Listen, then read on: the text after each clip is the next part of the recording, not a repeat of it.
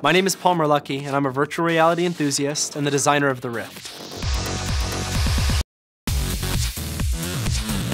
Games are something I'm really passionate about, and even more than playing games, I'm passionate about bringing games to the next level.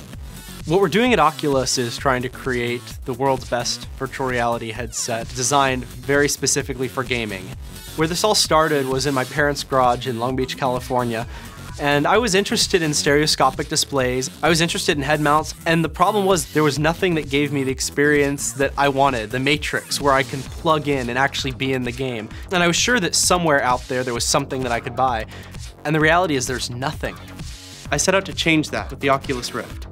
The magic that sets the Rift apart is immersive stereoscopic 3D rendering, a massive field of view, and ultra-low latency head tracking.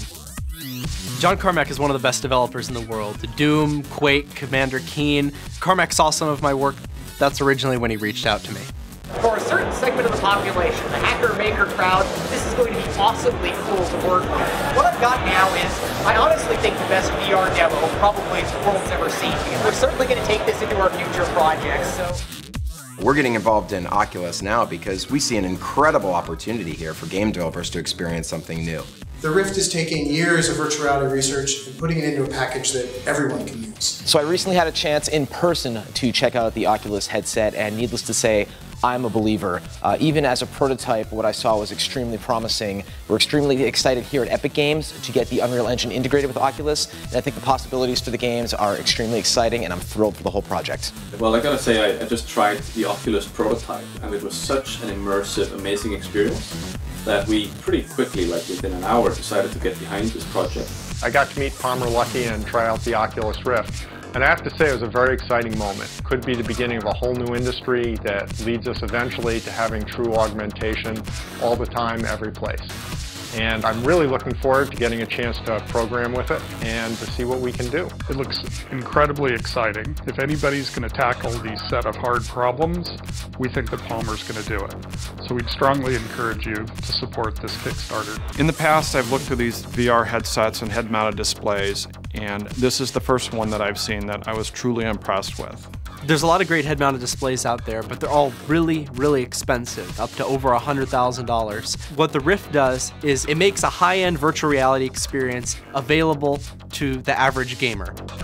So most consumer head-mounted displays have a diagonal field of view of about 30 or 40 degrees. You see a really small image way off in the distance, and it doesn't make you feel like you're there. With the Oculus Rift, you get a diagonal field of view of 110 degrees. That means you're not looking at a screen anymore. You actually feel like you're inside of the world. You don't see the screen when you put it on your eyes, and that just changes the whole ballgame. One of the biggest problems with virtual reality up to this point is latency. The benefit of the Rift is that it's designed to be really, really low latency. So rather than looking like this and you turn your head and then it follows, it actually follows with your view no matter what you do.